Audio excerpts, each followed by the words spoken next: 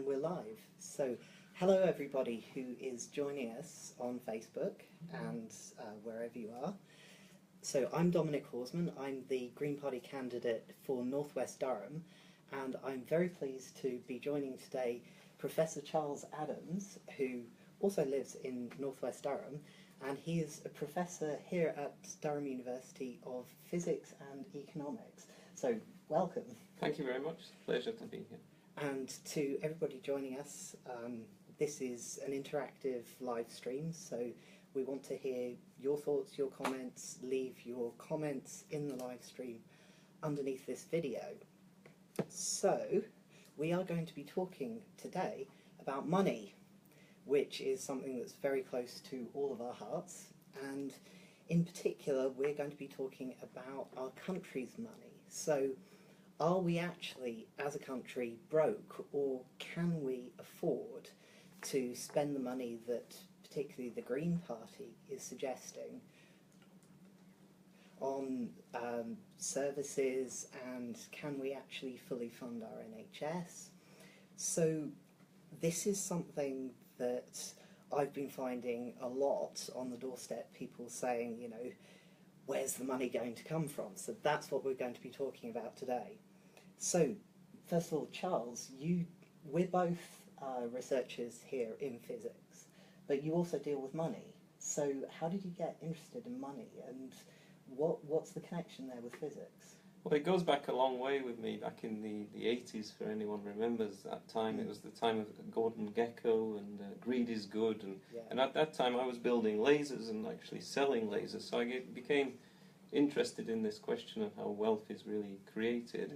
But I had to make a decision whether to go for the money or whether to go to knowledge, and I chose knowledge, and so then I spent I sort of devoted the next 20 years to physics.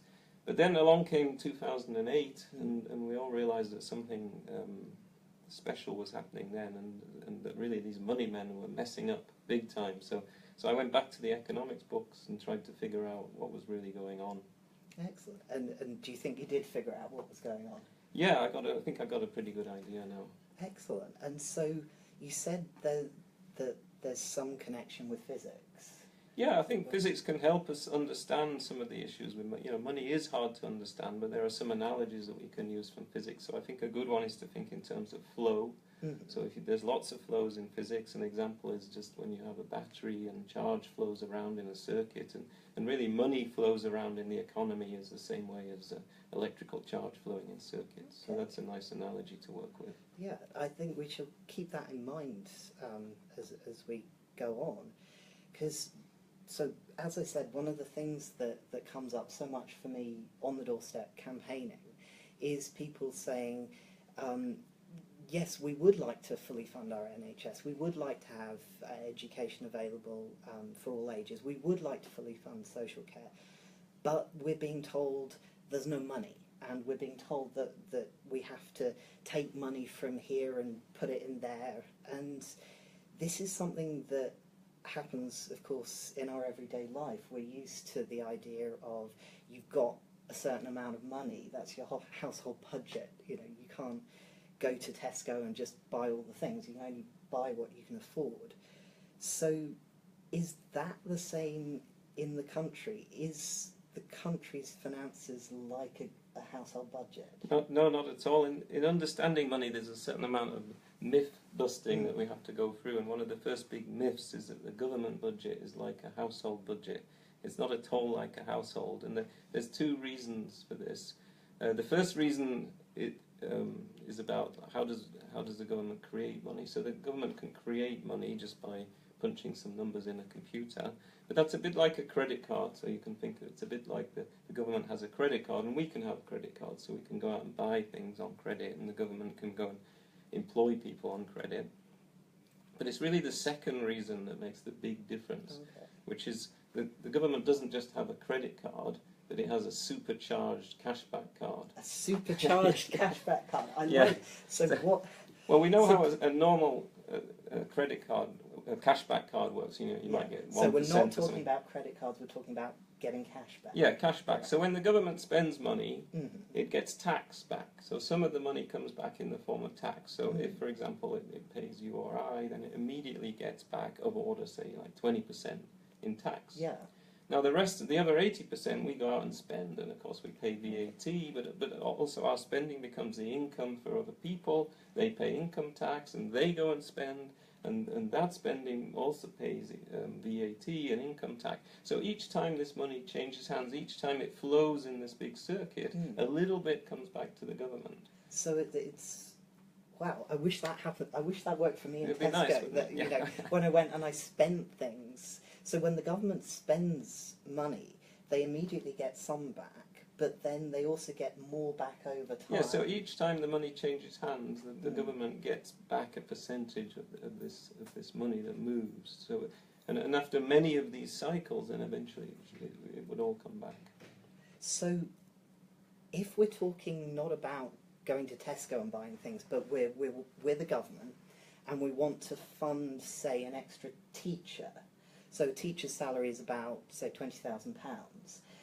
So how much does it cost the government to buy or fund an extra teacher? Oh, the cost question, it's always a very difficult question to answer. So really framing the question in terms of cost is maybe not the right way to think about it. We should really think about, is there a need in society for the extra teacher? Well, yes. And what kind of society, how is that going to make society better overall? So that's a better way of answering the question. For example, this teacher could inspire someone to be a physicist, and that person could go on and invent a new type of solar cell that stores energy and solves all our energy needs, and so the payoff is enormous from that extra teacher. So the gain to society can almost be unlimited. But let's try and treat it as a sort of on average. They may not inspire someone to be a physicist, but if we sort of treat it as an average thing, how much does it cost? Well, it comes back to our supercharged credit card again. They pay them cashback card. They pay them, say, the 20,000, but then the teacher pays tax, and then with the remaining 80%, they go out and spend. They might have their roof repaired, and the roofer pays tax, or they might buy bread, and the baker pays tax. And so then this money moves around. And if we just calculate, if everybody pays tax and everybody spends everything that they earn, then everything will come back, and that's basically just a piece of maths. And that's so the cost is zero on average. The cost, you heard it here first, folks, the cost of the government funding an extra teacher is zero, because they get the money back. It makes perfect sense, but it seems like magic. It's great. It's not magic, it's just maths. It's not magic, it's maths. So we've got this money circuit, and the tax is bringing the money back to the government. So does all the money always come back in that well, there are circuit? ways in which it may not come back. So if people choose to, if people don't spend all their money, then no tax is paid on the part that they save. I mean, there could be some small taxes paid on savings, but basically that money is held and doesn't necessarily come back in the loop. So there's another simple accounting identity that the amount the government doesn't get back, which is the deficit, is equal to equal to the private sector surplus. So what the government doesn't get back is savings. It's our savings. So the deficit is basically our savings. Okay, is that the only place where the money? Well, savings. The question is savings good? So usually economists say savings equals investment, and investment is good because we can use that to improve industry. But not all savings are good. Sometimes savings just sit there. So you may have money that's just sitting there, and we can think of that as sort of stagnant pools in this flow. So the money's just sitting there not really doing anything in particular. And so, I mean, and then the worst examples of that would say be tax havens, where the money just disappears from the circuit. Yeah, we're not talking about your or my savings account with a little bit. Well, as we know, that some people have a lot more money than others, and then they tend to move their money offshore. And why do they do that? Well, because then they don't have to pay tax, and then basically they've taken the money out of the loop, out of this spend and tax circuit, and then the whole system starts to break down. And these are leaks in the circuit. Okay, so that, I guess, is where new taxes could help out, because with the money circuit, you know that if you spend, you're going to get the money back, so you don't really need if there are no new leaks, taxes. yeah, But you need new taxes we need to plug close. the leaks. Yeah, we need to plug all Right. the leaks to get the money back. Like the Robin Hood tax, That so would the be- financial transaction tax that the Greens and now Labour. Well, there is a danger that the money can go into the finance sector and sort of move around within there without really doing any useful work in the productive Right. economy. So, So it we've just got sort to of bring it back some into of it the needs. real money You've got to circuit. reconnect the finance circuit to the rest of the economy. And Yeah. that's one of the things where quantitative easing didn't really work. So money was injected into the finance sector, and saying then that money didn't flow effectively into the economy in order to increase real economic productive activity. Well, that I think then is the next question, because we've got this wonderful idea of a money circuit where the money is going around. So we know with the government, we put money in and we spend on teachers and the health service and so on, and we know we're going to get that money back as long as we plug the leaks.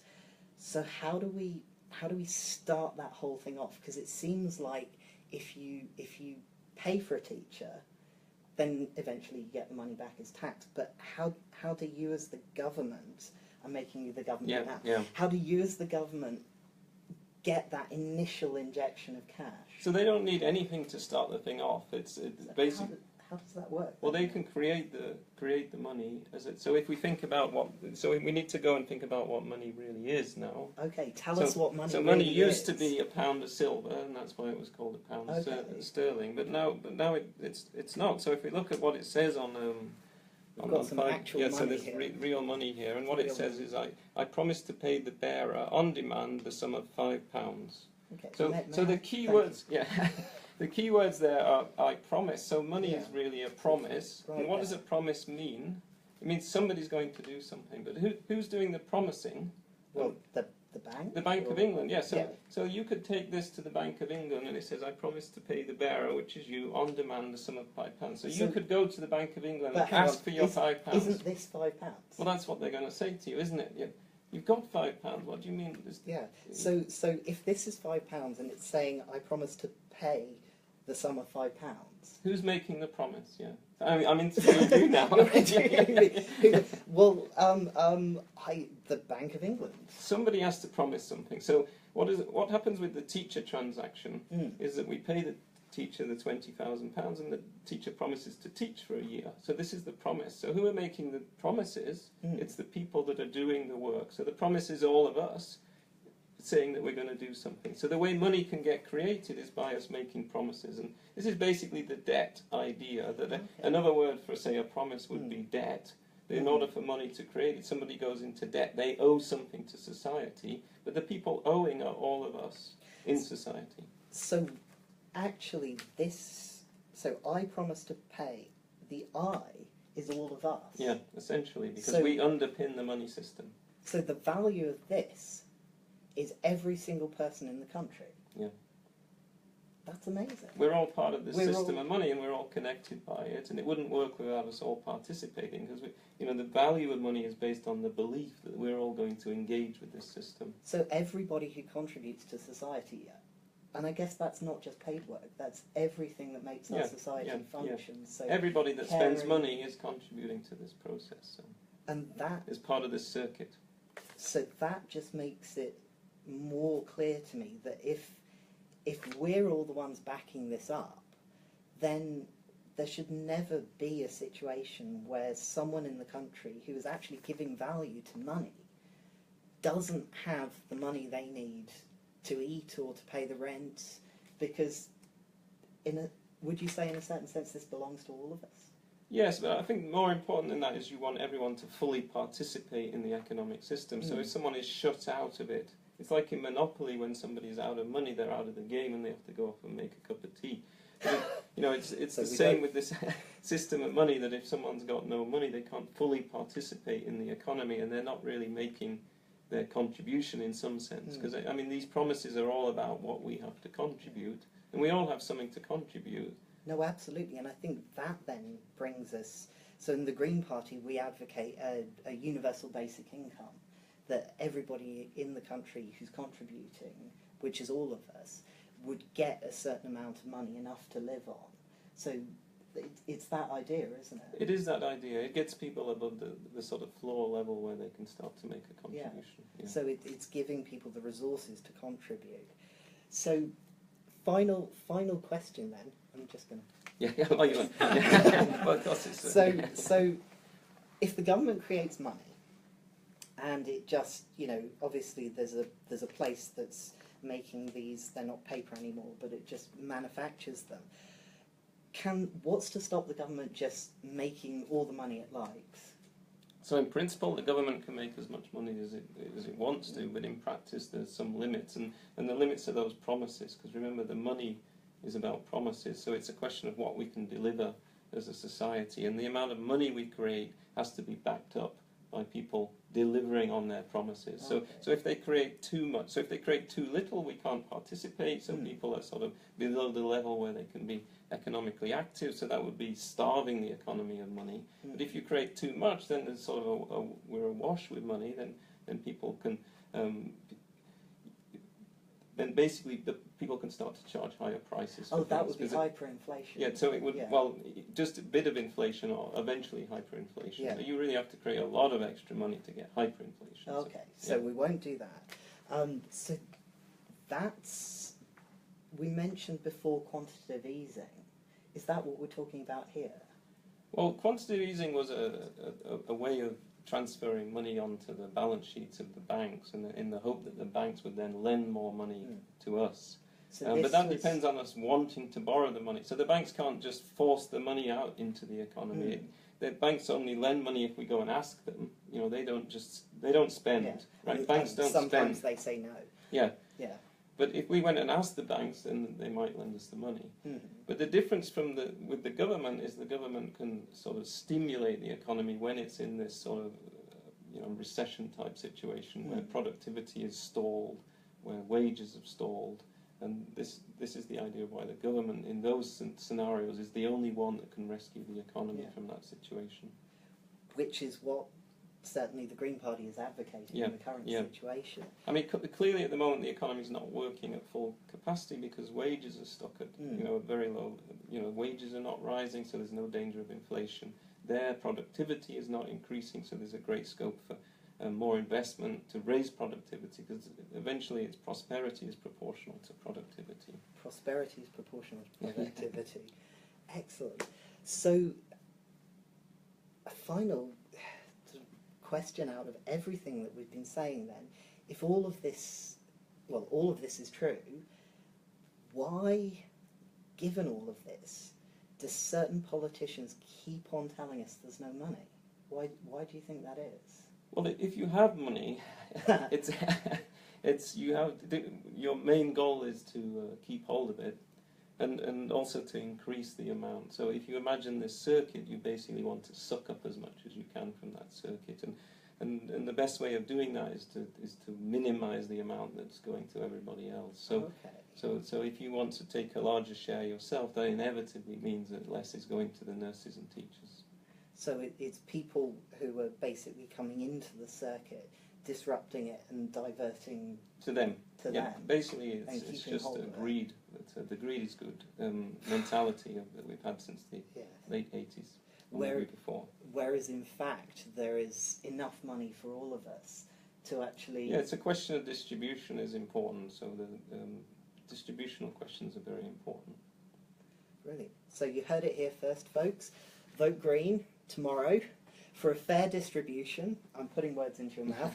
At least I got my £5 back.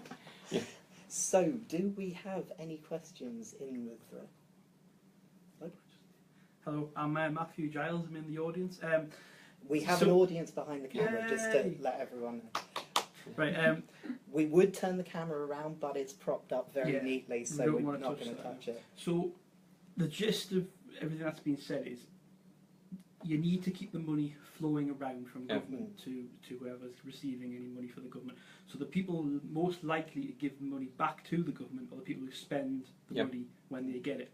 So, i.e., the people who the ordinary people who are getting wages, are spending the majority on their mortgage or bills or whatever. So advocating things like a larger living wage for like £10 an hour, things like citizens' income, basically giving more money to ordinary people who are more likely to spend it than those who don't need to spend it every month. Yeah. The more well-off people, is actually recovering the economy, so the wheel can turn in a more efficient way, and none of the money can get caught up in people's bank account savings or banks or anything like that. Yeah. No, that's exactly right. I mean, ideally, you want everybody to go out and spend, because I mean, it's really spending that creates other people's income, and it's always odd when we hear, about people wanting to sort of, pay, say, public sector workers less, because they're the consumers that support businesses, and who are businesses going to sell to if everybody's got no money? So the extreme scenario is when you've got one person with all the money, then nobody else can afford to buy anything, even if that person's making great product. So this distribution across society is extremely important in keeping the flow maximized. And so that's really what we need to be demanding of our politicians, is that they actually take control of this circuit and distribute things properly. I have a question. So what would you say to the people who say that if you raise the minimum wage and you make it livable, that small businesses won't be able to compete? I think you've got to do something to help small business. Because there's issues of competition. So in a way, large businesses have all the advantages of being global, and they have mechanisms by which they can minimize their tax, whereas these are not options for small business. So I think it's important that politics addresses this imbalance and make sure that they support small businesses in a way. I mean, you have to look at anti-competitive laws and all that, and I'm not an expert on company law, but I certainly think you have to give incentives that supports small business, because small businesses are sort of the vehicle of growth in the economy, and there's an argument that the big businesses destroy jobs because what they look for is efficiency savings. So big businesses become bloated and they try to reduce their workforce, and it's really small growth businesses that create jobs, and big businesses destroy them. So. Well, one of the things that the Green Party has actually got in its Green Guarantee is much more support in terms of local investment banks for small businesses, for exactly this reason, that they're the ones that are driving the growth. And so that's definitely what we are wanting to do as a party. And also this regional aspect is very important with small businesses, because you want to make sure that this growth and this flow of money is not just among people, but it's among regions, and you don't want some regions to be starved of capital. Well, that's we'll get onto that question in a second, but I just want to mention there, yes, as we all know, certainly in England, if not Britain as a whole, London does tend to sort of draw in the capital and the money at the moment, and the North East does tend to, you can feel almost the attractive pull of London down there, and it sort of sucks people and resources that way, and we're left with a lot less here. So the idea of having regional investment banks is to rebalance. Well, that's partly where we come back to investment, because as we know, the investment in infrastructure is much higher in the London area than it is, for example, in the North East, and a lot of the activity and productivity is driven by the infrastructure investment. And if you can't even get a bus to work at 6 in the morning, as you can't in this region, you can't start work at 7. So, so I mean, it's all those things contribute to what can happen economically. And so on to our final question: is this a worldwide system, or so I'm assuming is this everything that we're talking about, the money system and tax coming back? Is this a worldwide system, or is it different in other countries? It's different because we have, our government is the sole issuer of the pound sterling currency, so we have our own currency. Other countries have different currencies. You care a little bit about these relative exchange rates. So one thing that can happen is if we make too many of these and we have inflation, that devalues the pound relative to other currencies, so it makes imports more expensive, but it also makes exports cheaper. So the idea is that these things should balance out.